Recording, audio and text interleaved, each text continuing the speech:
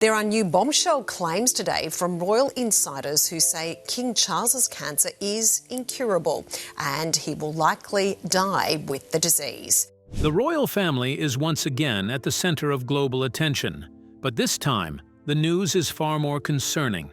Just moments ago, reports began circulating that King Charles's latest health update is not looking good. Palace insiders are deeply worried, and the mood within royal circles has reportedly shifted from hopeful concern to quiet alarm. So, what exactly is happening behind palace doors, and how serious is the king's condition? Join us as we uncover the latest details about King Charles's health and what this could mean for the future of the monarchy. King Charles's cancer diagnosis. Some news has the power to twist history, and sometimes to make it. That kind of news struck Buckingham Palace in February 2024 when officials revealed that King Charles had been diagnosed with cancer. It was shocking because it was supposed to be a simple procedure for an enlarged prostate, but it suddenly turned serious when doctors found unexpected signs of cancer during routine tests. The palace moved quickly to share the update with the public. In its short statement, it confirmed that the king's cancer was not prostate cancer, but did not name the exact type. The message was calm and measured, but the word cancer was enough to worry the country.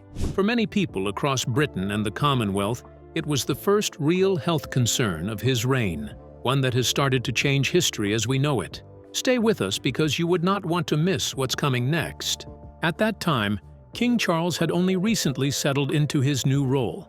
Charles's first year as monarch had been filled with visits across the United Kingdom and abroad, from community centres in Manchester to rural projects in Scotland and sustainable farms in Wales, where he met local leaders, volunteers, and environmental groups.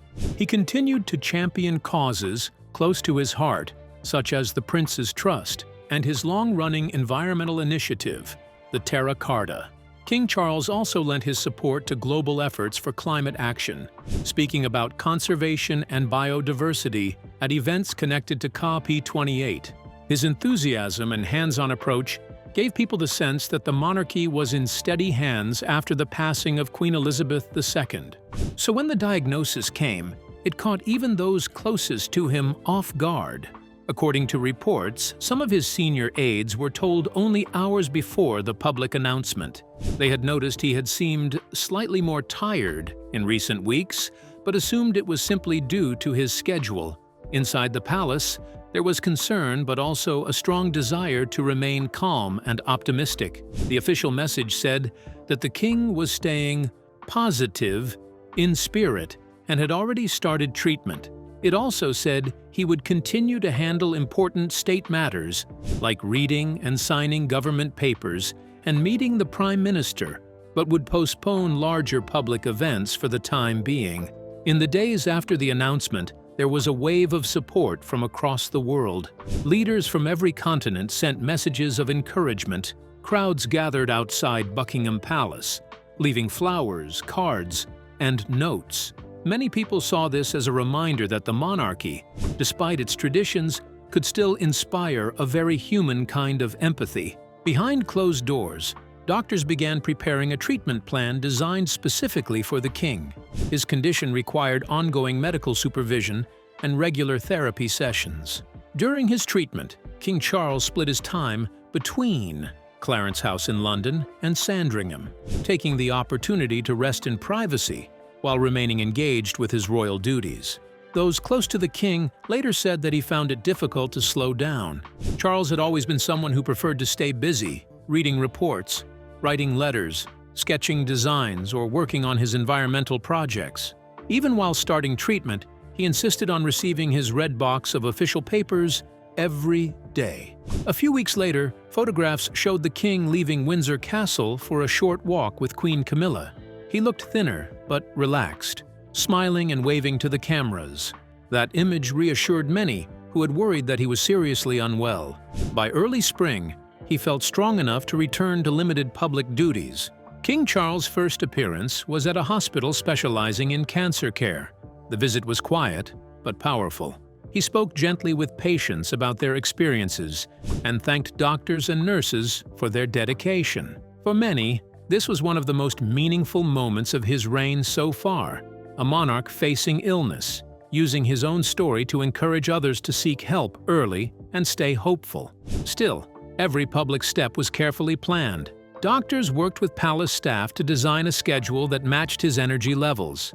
Some events were shortened, while others were moved to later dates. When he needed rest, Queen Camilla often stepped in, attending charity visits and ceremonies on her own. Those close to the royal household said that Charles's attitude remained steady. He accepted that recovery would take time and never wanted sympathy. What mattered most to him was keeping his sense of purpose.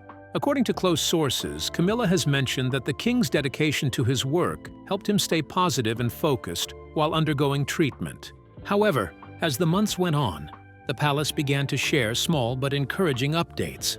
They said that treatment was going as planned, and that His Majesty was greatly encouraged by the progress.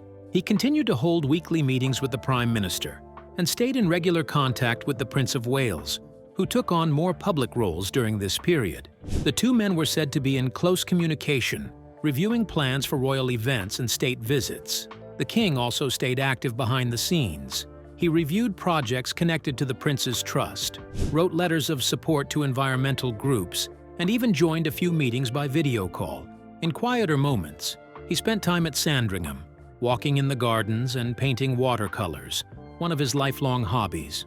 By summer, his appearance had changed slightly. He looked leaner and moved a bit slower, but his humor was the same. His health issues, however, forced the palace to make adjustments. Some larger events were scaled down, and the king's team became more selective about invitations. State banquets were shortened, travel plans reviewed, and the length of public ceremonies reduced. The goal was to maintain visibility without exhausting him. During this time, Queen Camilla's role grew significantly. She began handling more of the day-to-day public duties, representing the crown at openings and other notable events. Observers noted how confident and calm she appeared, often acting as a bridge between the king's private recovery and the public face of the monarchy. Their partnership became one of the most reassuring aspects of this period.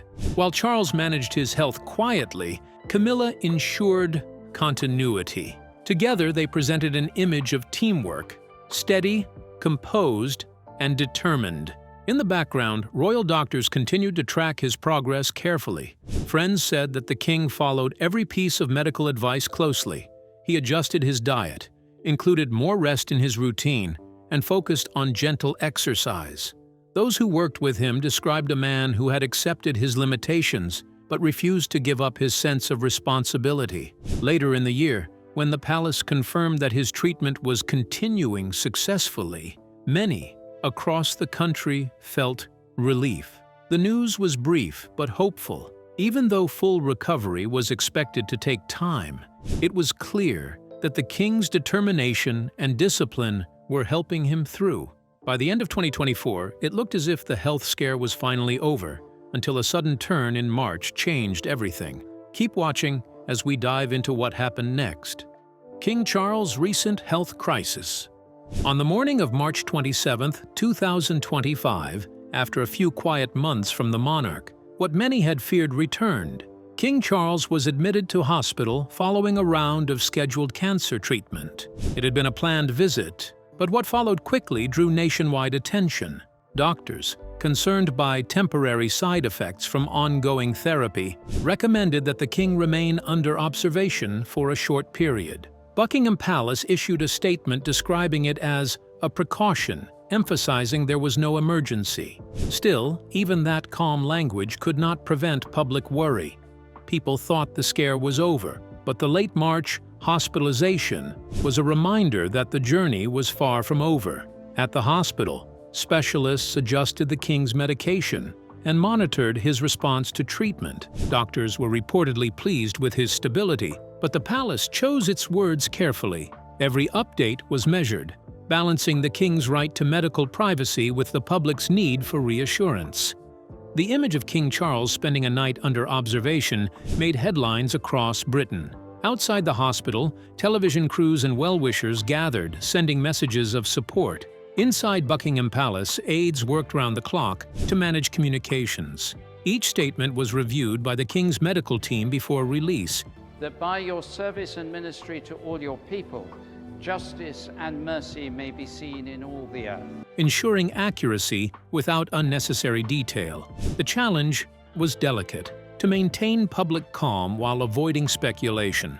Despite this effort, uncertainty spread quickly online. Some questioned whether the palace was downplaying the situation. Others saw the hospitalization as a normal precaution in a long recovery process. By the next morning, Buckingham Palace confirmed that the king had been discharged. He returned to Clarence House in London to rest before moving briefly to Highgrove, his private residence in Gloucestershire. The countryside retreat, known for its gardens and quiet surroundings, gave him space to recover in peace. Nature has always been a source of comfort for Charles, a place where he reflects, writes, and finds balance. And this is where it gets better.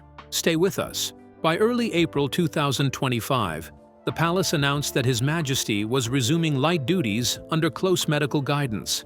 His days were structured to include rest, with mornings reserved for reviewing government papers and afternoons for less demanding work. Though much of this took place behind closed doors, it allowed him to remain active while preserving his strength.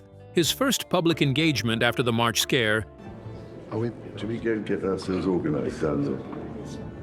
came at Windsor Castle during a small investiture ceremony. The event was brief, but symbolically powerful. Observers noted that the king appeared leaner and slower in movement, yet calm and composed. He greeted honorees warmly, speaking with the same humor and interest that had defined his reign. That moment reassured many that his spirit remained unshaken. Behind the scenes, the palace continued to adjust his schedule.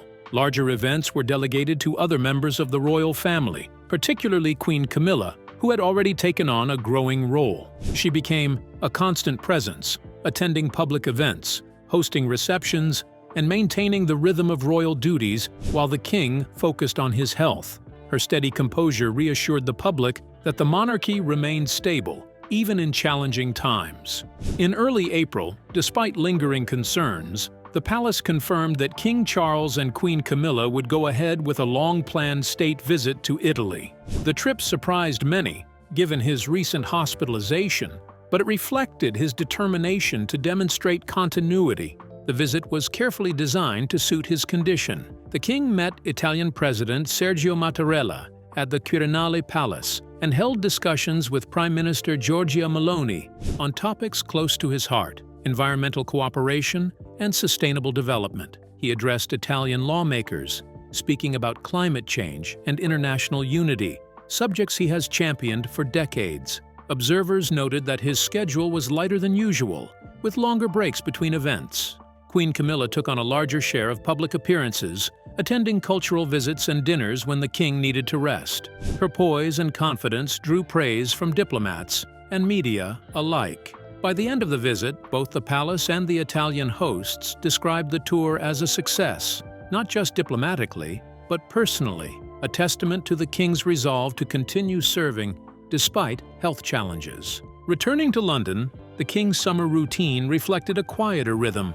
Doctors advised pacing his work to prevent exhaustion, and aides ensured that his schedule allowed for rest. His mornings were typically devoted to private meetings and correspondence. Afternoons were often spent at Highgrove or Sandringham, surrounded by nature and family. Public engagements were fewer but meaningful. Each one was chosen with care, reflecting causes that have long been close to him: conservation, rural development, and community service. He maintained contact with the Prince's Trust and the Sustainable Markets Initiative, both key pillars of his lifelong environmental and social vision. Even when he could not attend events in person, he participated through video messages or letters, continuing to offer guidance and encouragement. By midsummer, those around King Charles noticed improvement. His energy was returning gradually, though his appearance still showed the toll of treatment. Friends and aides described him as focused and optimistic. The palace released several photos of the king meeting guests and staff at Windsor and Clarence House, images that captured his warmth and quiet humor. Each picture became a reassuring sign of stability after months of uncertainty. As Canada moves forward with nation-building projects. In early September, the King made one of his most personal public appearances since his diagnosis, a visit to a hospital specializing in cancer care. The engagement carried deep emotional weight. During the visit, he spoke privately with patients undergoing treatment, listening with empathy and sharing words of encouragement. Observers noted how naturally he connected with them, not as a distant figure of authority, but as someone who understood their struggle firsthand. His presence at the hospital was both symbolic and sincere. It showed a monarch using his own experience to bring comfort to others, turning a private ordeal into a message of solidarity. Photographs from the event showed a thinner but composed king, dressed simply, smiling warmly at patients and staff. It was a moment that captured both vulnerability and strength, a reminder that even while recovering, he remained deeply committed to his role of service. But that's not all. One of the moments that truly revealed the king's condition came with his quiet arrival at the funeral of the Duchess of Kent in early September. It was a solemn day, attended by close members of the royal family and longtime associates of the late Duchess, whose life of service had earned deep respect across generations. When King Charles stepped out of his car, all eyes turned to him, not out of protocol, but concern and admiration. He moved slowly, supported discreetly by an aide, yet his composure never wavered. Dressed in black with a simple tie and carrying the weight of both duty and personal loss, the king greeted family members and clergy with quiet warmth. Observers noted that he appeared leaner and slightly pale, but his presence at the service was unmistakably deliberate. For a man still undergoing treatment, attending such an event was not merely ceremonial, it was a gesture of respect and resilience. Those close to the palace later said that the king had insisted on going, despite medical advice to rest. To him, honoring the Duchess was an obligation rooted in gratitude and tradition. His appearance reminded many that while his body may have weakened, his sense of duty had not. Yet while all these outings make it seem like everything is back to normal, Queen Camilla and King Charles have made a shocking statement that has left many deeply worried. So what exactly did they say? Let's find out. Queen Camilla's confession on the king's health. The very first new sign that something was wrong came not from Buckingham Palace, but from Queen Camilla herself.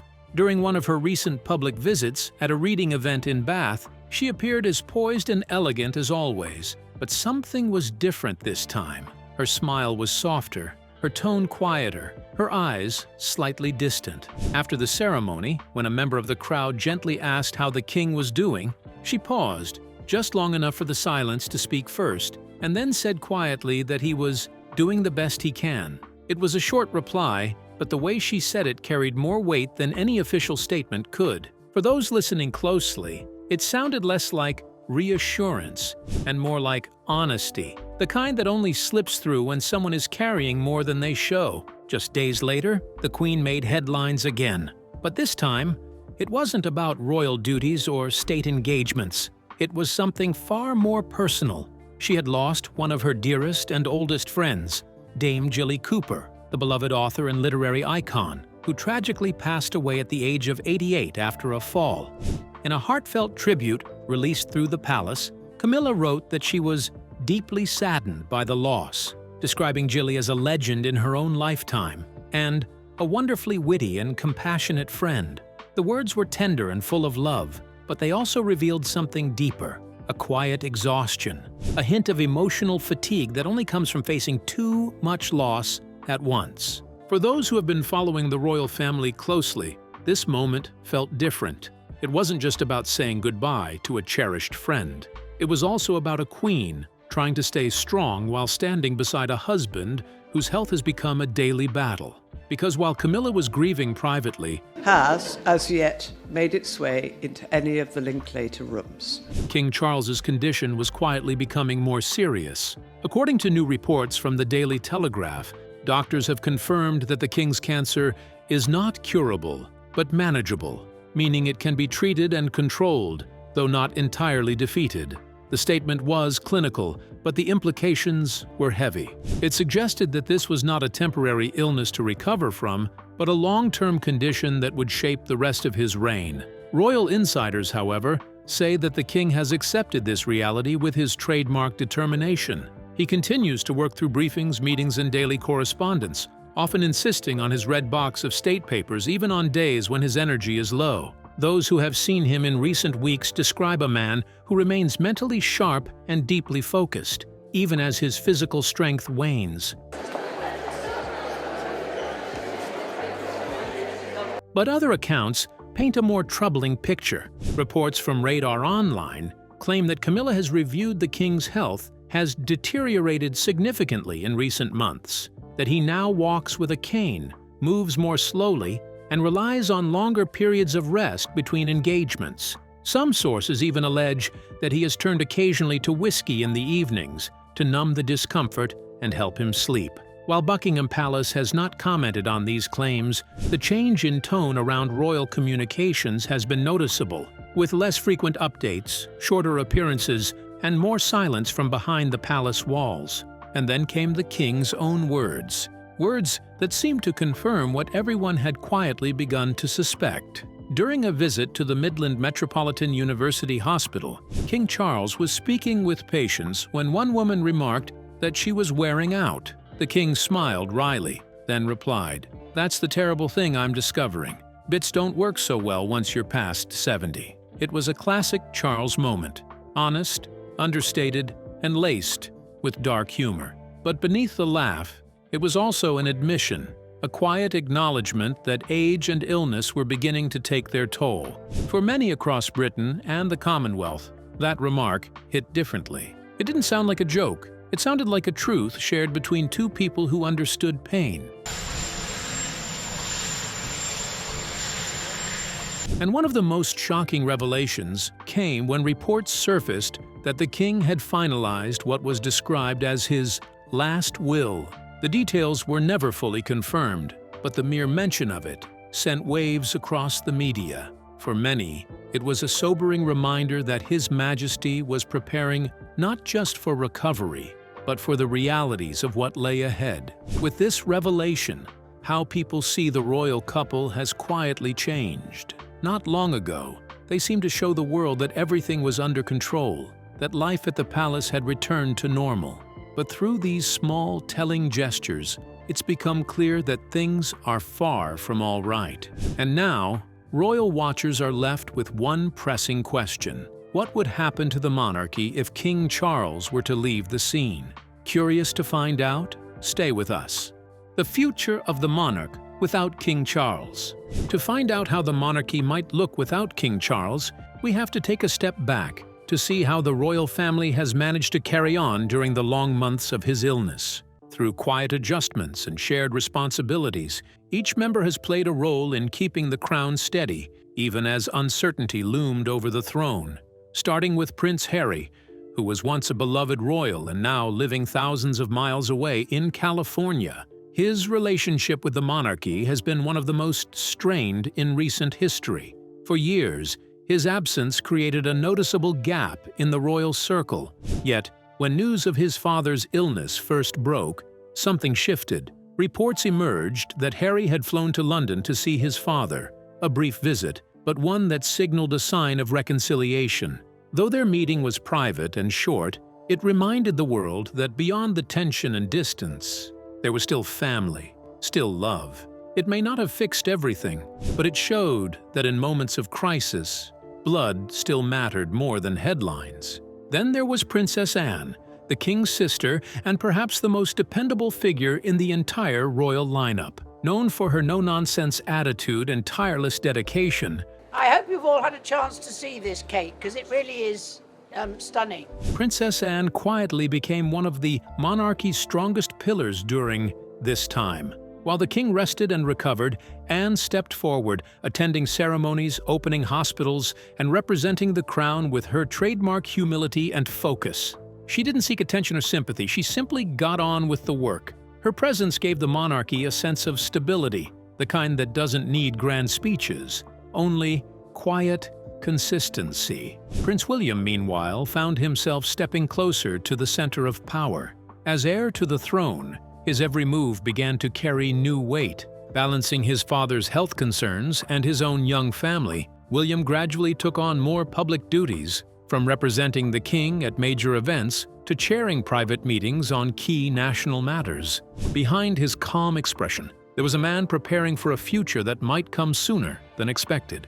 His composure and sense of duty reassured the public that when the time eventually comes, the monarchy would remain in capable hands. Beside him, the Princess of Wales, Kate Middleton, continued to symbolize quiet strength. Having faced her own health challenges not long ago, she understood more than anyone what it meant to heal under the eyes of millions. Though she scaled back her schedule, her few appearances carried emotional weight. Her gentle words, her calm presence, they reminded people of the continuity and compassion that have long defined the royal image. Together, the royal house has formed a picture of resilience, not the kind born from grandeur but from shared effort. The royal family may not be perfect, but in these difficult months, they have shown something that resonates deeply with the public: humanity. They have laughed, worried, mourned, and carried on, all under the relentless gaze of the world. And so, as questions grow about what would happen if the king were no longer able to rule,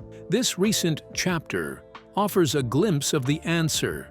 The monarchy has not fallen apart. It has adapted. Roles have shifted, bonds have been tested, and quiet strength has replaced spectacle. So, whatever the future holds, one thing is clear. This family that is often divided and always scrutinized has learned how to stand together when it matters most. So, what do you think about King Charles's health challenges so far? Do you believe the royal family will remain strong in his absence? Share your opinions with us in the comments section. If you enjoyed the video, like, share, and subscribe to our channel. Also, click the following video on your screen, and you will enjoy it.